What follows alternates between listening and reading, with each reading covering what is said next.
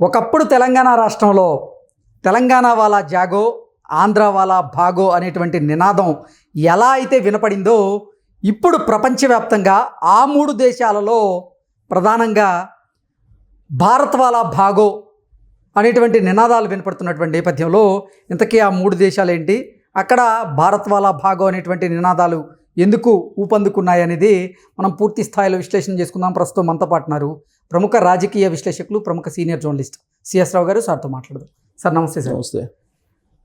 గతంలో తెలంగాణ రాష్ట్రంలో తెలంగాణ వాలా జాగో ఆంధ్ర వాలా భాగో అనేటువంటి నినాదాలు ఎలా అయితే వినపడ్డాయో ఇప్పుడు ప్రపంచంలో ఉన్నటువంటి ఆ మూడు దేశాలలో ప్రధానంగా భారతీయ వాలా భాగో అనేటువంటి నినాదాలు అయితే బలంగా వినపడుతున్నాయి. ఇంతకీ ఆ మూడు దేశాలు ఏంటి, అక్కడ ఈ నినాదాలు ఎందుకు బలంగా వినపడుతున్నాయి అంటే ఏం చెప్తారు? ఏదైనా తన దాకా వచ్చే దాకా సమస్య యొక్క తీవ్రత అనేది తెలియదు. తన దాకా రాకపోతే దాని బాధ తెలియదు. ఇప్పుడు ప్రపంచ దేశాల్లో ఉన్నటువంటి భారతీయులు లేదా ప్రపంచ దేశాల్లో భారతీయుల్లో కల్లా ఎక్కువగా 56% మన తెలుగు వాళ్ళు ఉన్నారని అంటారు. మొత్తం అమెరికాలో తీసుకుంటే 50 లక్షల మంది పైగా ఉంటే 36% మన తెలుగు వాళ్ళు ఉన్నారంటున్నారు అంట్లో. ఇప్పుడు ఈ తెలుగు వాళ్ళందరికీ అప్పట్లో తెలంగాణ జాగో ఆంధ్ర భాగో అనేటువంటి నినాదం బాగా తెలుసు. దాదాపు 10-15 సంవత్సరాలు కేసీఆర్ గారు వినిపించినటువంటి నినాదం అది. ఇప్పుడు ఆ నినాదం గుర్తొస్తుందంట అమెరికాలో, కెనడాలో, అలాగే యూకేలో. ఈ నినాదం ఇప్పుడు గుర్తొస్తుందంట.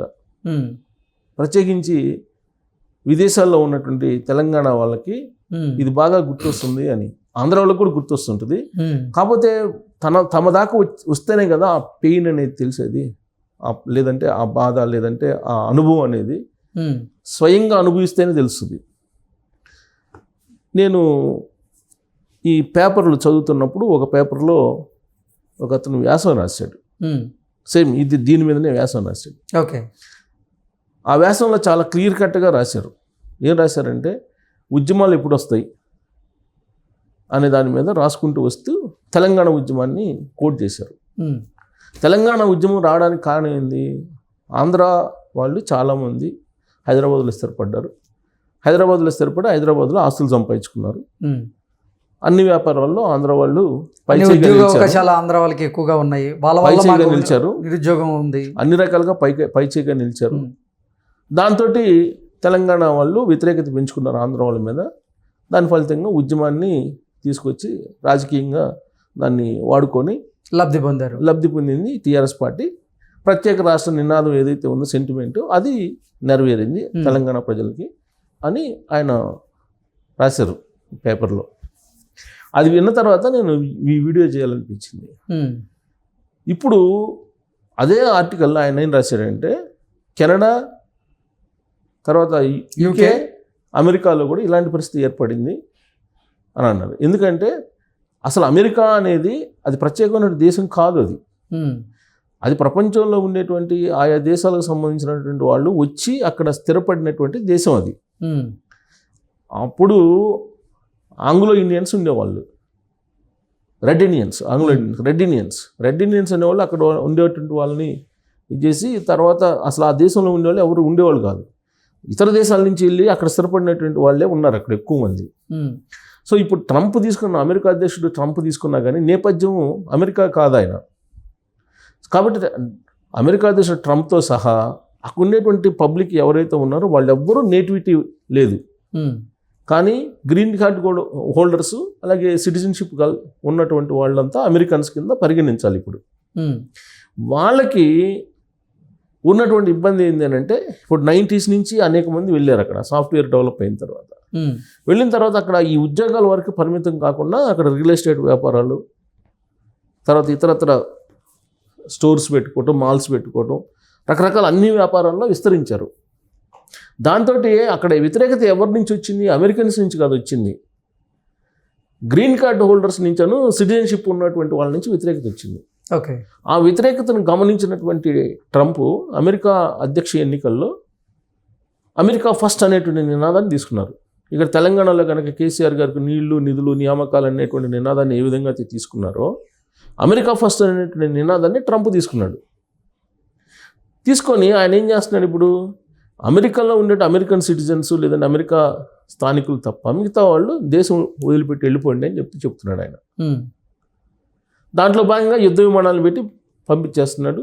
ఇల్లీగల్ ఇమ్మిగ్రెంట్స్ అనేది ఎవరు ఉండకూడదు అని చెప్పారు. అదే చేస్తున్నాడు ఆయన ఇప్పుడు. అమెరికా నుంచి పంపించేస్తున్నాడు అందరినీ. రెండో విమానం కూడా రెడీ అయింది అంటున్నారు భారతదేశానికి పంపించడానికి. మొన్న అమృత్సర్లో ఒక విమానం దిగింది కదా 205 మందితోటి. ఇప్పుడు మిగతా ఇంకో రెండో విమానం కూడా రెడీ అయిపోయింది. రెండో విమానం కూడా పంపిస్తున్నారు. మొత్తం దాదాపుగా 20 నుంచి 30 వేల మంది తొలి విడతలో రాబోతున్నారని తెలుస్తుంది. మిగతా వాళ్ళు కూడా మీరు వెళ్ళిపోండి అని చెప్తున్నారు అనేది వినిపిస్తుంది. సో అక్కడుండే వాళ్ళకు కూడా ఇమ్మిగ్రేషన్ పాలసీస్ మార్చినందువల్ల ట్రంప్ వాళ్ళకి ఉపాధి అవకాశాలు దొరికేటువంటి పరిస్థితి లేదు అక్కడ. కారణం ఏంటంటే ఇప్పుడు H1B వీసా ఉన్నటువంటి వాళ్ళు కూడా ఇప్పటివరకు ఆటోమేటిక్ రెన్యువల్ ఉంది వాళ్ళకి. ఇక నుంచి ఆటోమేటిక్ రెన్యువల్ లేదు అని చెప్తున్నారు. అది ఇంప్లిమెంట్ చేస్తే H1B వీసా ఉన్నటువంటి వాళ్ళకు కూడా ప్రతి 2 ఇయర్స్కి ఇబ్బందే. సో కాబట్టి అక్కడ స్థానికులకు ప్రాధాన్యత ఇస్తాను, మిగతా వాళ్ళందరూ వెళ్ళిపోయింది అని చెప్తున్నారు. సేమ్ అంతకన్నా కూడా ఇంకా ఎక్కువగా కెనడా వాళ్ళు అయితే ఏకంగా అసలు వాళ్ళు టోటల్గా క్లోజ్ చేసేసారు. ఇండియన్స్ ఎక్కడ ఉంటే అక్కడ వాళ్ళు కొడుతున్నారు, దాడులు చేస్తున్నారు. ఇప్పుడు ఏ విధంగా అయితే తెలంగాణ ఉద్యమం అప్పుడు హైదరాబాద్లో ఉండేటువంటి ఆంధ్ర వాళ్ళు ఇళ్ల మీద దాడులు చేశారు, అలాగే రోడ్ సైడ్ ఉండేటువంటి చిరు వ్యాపారులు ఉన్నారు ఆంధ్ర వాళ్ళు, వాళ్ళ మీద ఏ విధంగా అయితే దాడులు చేశారో అదే తరహాలో ఇప్పుడు కెనడాలో ఇండియన్స్ మీద దాడులు చేస్తున్నారు. ఇండియన్స్ అంటే తెలంగాణ వాళ్ళు కూడా ఉంటారు దాంట్లో, ఆంధ్రప్రదేశ్లో ఉంటారు, అన్ని రాష్ట్రాల్లో ఉంటారు. సో ఇప్పుడు తెలంగాణ వాళ్ళు కూడా అక్కడ ఇబ్బంది పడుతున్నట్టు పరిస్థితి. తర్వాత యూకేలో అయితే కంప్లీట్గా యూకే బ్యాన్ చేసేస్తుంది. ఎందుకు బ్యాన్ చేస్తుంది? ఇండియన్స్ వచ్చేసి ఇక్కడ లబ్ధి పొందుతున్నారు, వ్యాపారాలు చేసుకుంటున్నారు, అసలు వీళ్ళు రావడానికి లేదు అని చెప్పి ఒకవైపు యూకే బ్యాన్ చేసింది, ఇంకొకవైపు కెనడా బ్యాన్ చేసింది. అమెరికా వాళ్ళు పంపించేస్తున్నారు, తరుముతున్నారు. అదేమంటే మా దేశం మాకు ఫస్ట్, మా దేశంలో ఉండేటువంటి వాళ్ళకి కావాలని. ఈ నినాదం మనం ఎప్పుడు సుదీర్ఘకాలం పాటు 15 సంవత్సరాలు విన్నాం మనం మన తెలుగు రాష్ట్రంలో, ఉమ్మడి ఆంధ్రప్రదేశ్లో. తెలంగాణ వాళ్ళ జాగో, ఆంధ్ర వాళ్ళ బాగో అంటూ ప్రతి ఆఫీసుల్లో కూడా ఇదే గొడవ అప్పట్లో. సేమ్ ఇదే సిచ్యువేషన్ ఇప్పుడు అక్కడ ఉంది. ఇప్పుడు ప్రపంచవ్యాప్తంగా ఉన్నటువంటి ప్రధానంగా ఈ దేశాల్లో ఉండేటువంటి తెలంగాణ వాళ్ళు ఆ రోజు ఆంధ్ర వాళ్ళని అక్కడి నుంచి పంపించారు కదా, మరి ఇప్పుడు మన దేశం నుంచి పంపించడం, వాళ్ళ దేశంలో మనం ఉండడం కూడా కరెక్ట్ కాదు కదా, వాళ్ళు పంపించడం కరెక్టే కదా, కాబట్టి మనకై మనం వెళ్ళిపోదాం మన రాష్ట్రానికి అని చెప్పేసి ఆలోచిస్తున్నారు అనేది ఒకటి.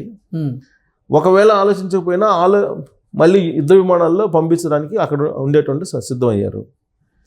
ప్లస్ వాళ్ళకై వాళ్ళు మీరు గౌరవంగా రండి అని చెప్పి కేసీఆర్ గారు చెప్తున్నారు. తెలంగాణ బీఆర్ఎస్ పార్టీ వాళ్ళే చెప్తున్నారు, మన రాష్ట్రం మనకు వచ్చేసేయండి, మనది ప్రత్యేకమైనటువంటి రాష్ట్రం తీసుకొచ్చుకున్నాం, ఇక్కడే వనరులు ఉన్నాయి, అవకాశాలు ఉన్నాయి, మీరు రండి అని చెప్పి చెబుతున్నారు. ఎందుకు వీళ్ళకి ఆ దేశాలని మీరు పంపించొద్దు అని చెప్పని రైట్ లేదు బీఆర్ఎస్ పార్టీకి.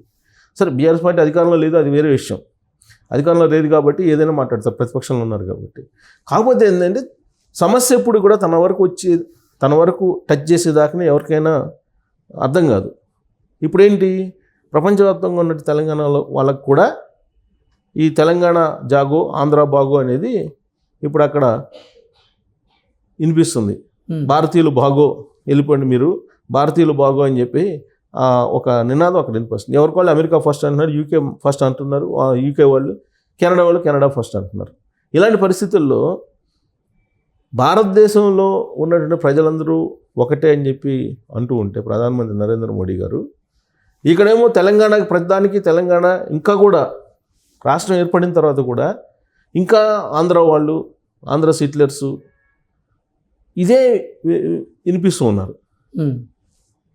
ఇలాంటి విభజనవాదం ఏదైతే ఉందో, ఈ విభజనవాదం యొక్క ప్రభావం ఇప్పుడు తెలంగాణ వాళ్ళ మీద కూడా పడింది, విదేశస్తుల మీద. మరి ఇప్పుడు ఆ రోజున్న నినాదాన్ని ఇప్పుడు రివీల్ చేసుకుంటున్నారు కదా.